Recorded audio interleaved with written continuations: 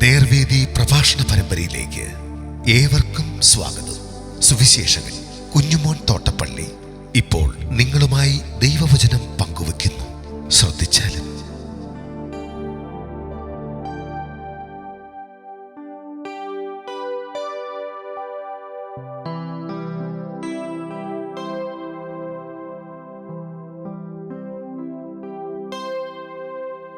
Daniel പ്രവചനം 2-ാം അധ്യായം അതിന്റെ 27 മുതൽ 44 വരെ ഉള്ള വാക്യങ്ങൾ ഞാൻ വായിക്കുന്നത് ശ്രദ്ധിച്ചാലും. ദാനിയേൽ രാജസന്നിധിയിൽ ഉത്തരം ബോധിപ്പിച്ചത്. രാജാവ് ചോദിച്ച ഗുപ്തകാര്യം വിദ്വാൻമാർക്കും അപചാരകന്മാർക്കും മന്ത്രവാദികൾക്കും ശകുനവാദികൾക്കും രാജാവിനെ അറിയിപ്പാൻ കഴിയുന്നതല്ല. എങ്കിലും രഹസ്യങ്ങളെ വെളിപ്പെടുത്തുന്ന ഒരു ദൈവം സ്വർഗത്തിലുണ്ട്. അവൻ ഭാവി കാലത്ത് സംഭവിപ്പാനിരിക്കുന്നത് നെബൂഖദ്നേസർ രാജാവിനെ അറിയിച്ചിരിക്കുന്നു.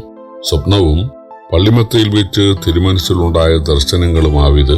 രാജാവെ, ഇനിമേൽ സംഭവിപ്പാനിരിക്കുന്നത് എന്തെന്നുള്ള വിചാരം പള്ളിമത്തയിൽ തിരുമനസ്സിലുണ്ടായി.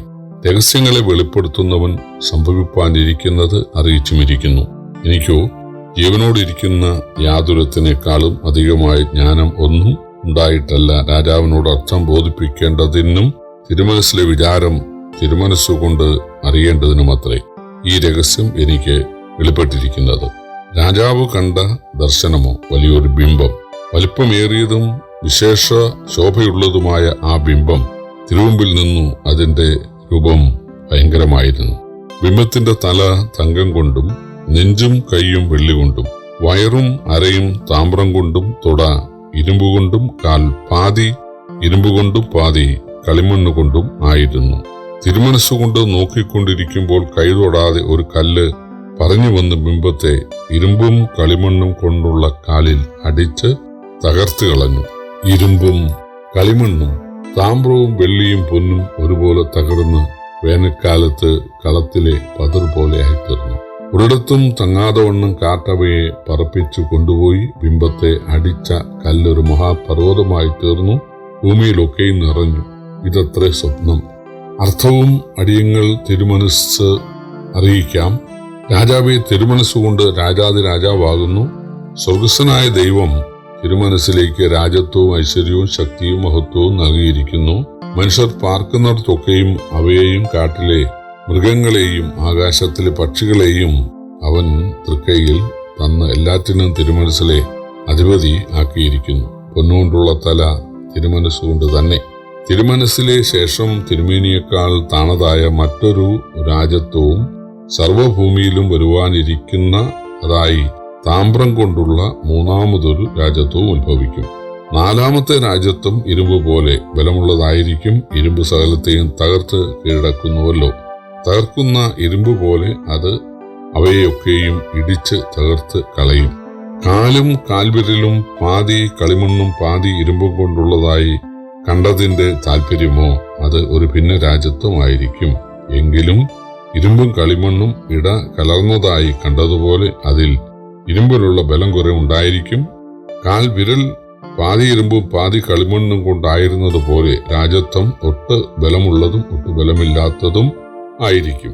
ഇരുമ്പും കളിമണ്ണും ഇട കലർന്നതായി കണ്ടതിന്റെ താല്പര്യമോ അവർ മനുഷ്യബീജത്താൽ തമ്മിൽ ഇടകലരും. എങ്കിലും ഇരുമ്പും കളിമണ്ണും തമ്മിൽ ചേരാതിരിക്കുന്നത് പോലെ അവർ തമ്മിൽ ചേരുകയില്ല.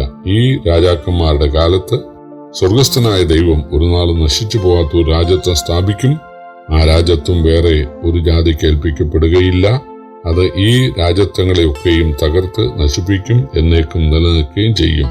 കൈതൊടാതെ ഒരു കല്ല് പർവ്വതത്തിൽ നിന്ന് പറഞ്ഞു വന്ന് ഇരുമ്പും താമ്രവും കളിമണ്ണും വെള്ളിയും പൊന്നും തകർത്ത് കളഞ്ഞതായി കണ്ടതിന്റെ താല്പര്യമോ മഹാദൈവം മേലാൽ സംഭവിക്കാനുള്ളത് രാജാവിനെ അറിയിച്ചിരിക്കുന്നു. സ്വപ്നം നിശ്ചയവും അർത്ഥം സത്യവുമാകുന്നു. അപ്പോൾ നെബൂഖദ്നേസർ രാജാവ് സാഷ്ടാംഗം വീണ് ദാനിയേലിനെ നമസ്കരിച്ചു. അവന് ഒരു വഴിപാടും സൗരഭ്യവാസനയും അർപ്പിക്കണമെന്ന് കൽപ്പിച്ചു. രാജാവ് ദാനിയേലിനോട്, നീ ഈ രഹസ്യം വെളിപ്പെടുത്തുവാൻ പ്രാപ്തനായതുകൊണ്ട് നിങ്ങളുടെ ദൈവം ദൈവാധിദൈവവും രാജാതി കർത്താവും രഹസ്യങ്ങളെ വെളിപ്പെടുത്തുന്നവനും ആകുന്നു സത്യം എന്ന് കൽപ്പിച്ചു. രാജാവ് ദാനിയേലിനെ മഹാനാക്കി അന്ന് അനേകം വലിയ സമ്മാനങ്ങളും കൊടുത്തു.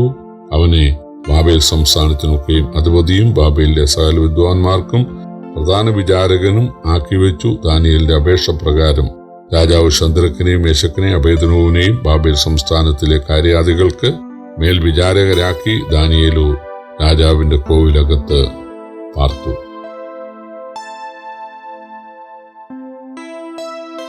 രണ്ടാം അധ്യായം ബാബേൽ രാജാവായ നെബൂഖദ്നേസറിന്റെ വാഴ്ചയുടെ 2-ാം ആണ്ടിൽ അദ്ദേഹം കണ്ട സ്വപ്നത്തോട് ബന്ധപ്പെട്ടതാണ്.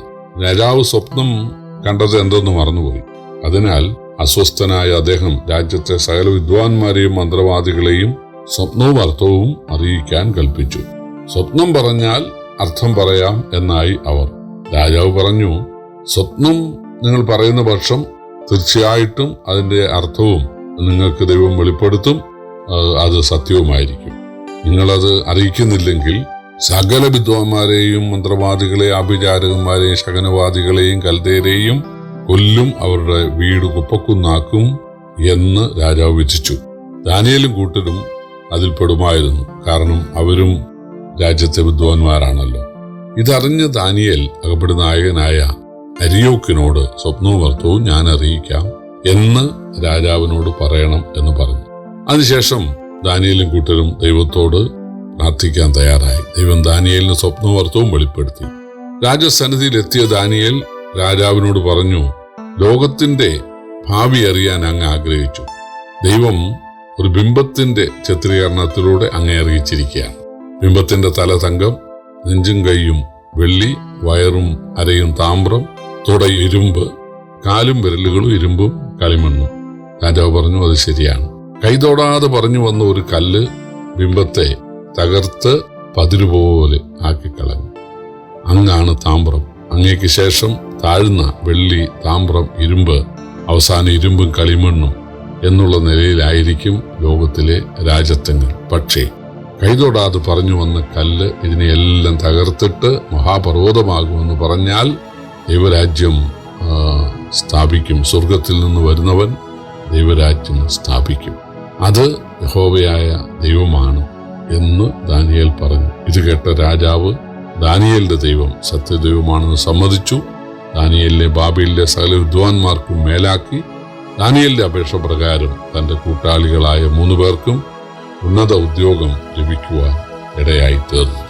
പ്രിയപ്പെട്ടവരെ, ദൈവം ആണ് സകല രാജ്യത്വങ്ങളുടെ മേലും വാഴുന്നത്. ഭാവി എങ്ങനെയായിരിക്കണമെന്ന് ദൈവം തീരുമാനിച്ചിരിക്കുകയാണ്. ഓരോ രാജ്യത്തെ ഭരണവും ഓരോ ദേശത്തെ ഭരണവും അതെല്ലാം ദൈവത്തിന്റെ കയ്യിലാണ്. വേദോത്സവം പറഞ്ഞ ദൈവത്തെ അല്ലാതെ ഒരു അധികാരവുമില്ല. എല്ലാവരും ശ്രേഷ്ഠ അധികാരങ്ങൾക്ക് കീഴ്പ്പെട്ടവരാണ്. അതെല്ലാം ദൈവം സ്ഥാപിച്ചതാണ് എന്നാണ്. എന്തായാലും ഏറെ താമസിയാതെ ദൈവരാജ്യം സംഭവിക്കുവാൻ്റെ അടയാളങ്ങളൊക്കെ കണ്ടുകൊണ്ടിരിക്കുന്നു. അതുകൊണ്ട് യഹോവയാണ് സത്യദൈവം, യേശുവാണ് രക്ഷിതാവ് എന്ന് വിശ്വസിച്ച് യേശുവിനെ അനുസരിച്ച് ആരാധിക്കാൻ ദൈവം ഇവരെയും സഹായിക്കട്ടെ. കർത്താവിൻ്റെ വലിയ നാമം വാഴ്ത്തപ്പെടുമാറാകട്ടെ.